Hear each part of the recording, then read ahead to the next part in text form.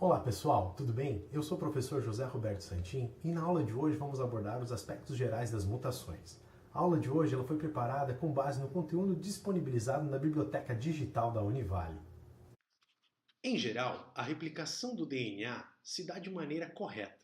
Eventualmente, podem ocorrer erros neste processo que constituem então fonte de variabilidade que é importante no processo de evolução. Essas alterações são denominadas de mutações, que podem, portanto, ser evolutivas e ou patológicas.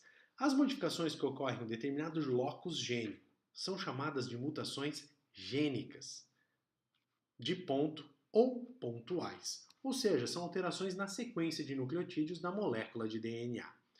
No entanto, se as modificações forem maiores, alterando os cromossomos, são denominadas mutações cromossômicas. Este tipo de mutação ocasiona alterações no número e ou estrutura dos cromossomos.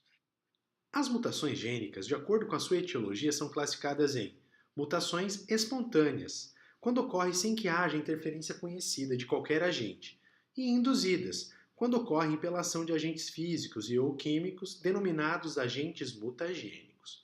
No entanto, independente do tipo de mutação gênica citada, ambas ocorrem durante a fase S do ciclo celular, que é a fase onde ocorre a síntese de DNA. As mutações gênicas podem ser de três tipos: por substituição de bases, inserção ou adição de bases, deleção ou perda de bases. Lembrando que as bases nitrogenadas fazem parte do nucleotídeo, que é a estrutura que compõe as fitas de DNA. As mutações de substituição apresentam denominação diferente de acordo com o tipo de base que envolve. Quando a substituição envolve bases do mesmo tipo, ou seja, a substituição de uma purina por outra purina ou de uma pirimidina por uma outra pirimidina na fita de DNA, esta mutação é denominada de transição, aqui assinalada pelas setas azuis.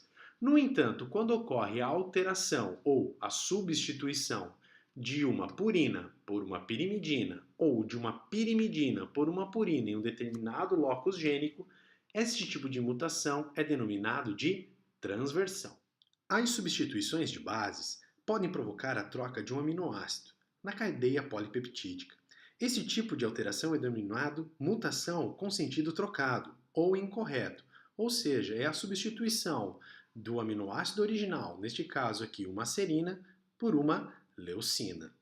A substituição do aminoácido pode levar também a uma proteína alterada, com redução ou perda da sua atividade biológica. Se a substituição fizer surgir um dos três códons de parada, a síntese da proteína é finalizada prematuramente. Este tipo de alteração é denominado mutação sem sentido, ou seja, a proteína não vai ser formada na sua forma completa. As mutações podem alterar a estrutura das proteínas, alterando ou inibindo suas funções. No entanto, quando a substituição de uma base nitrogenada não leva à alteração do aminoácido na cadeia polipeptídica, esse tipo de alteração é denominado de mutação silenciosa, ou seja, esse tipo de mutação não vai alterar a estrutura ou inibir as funções da proteína.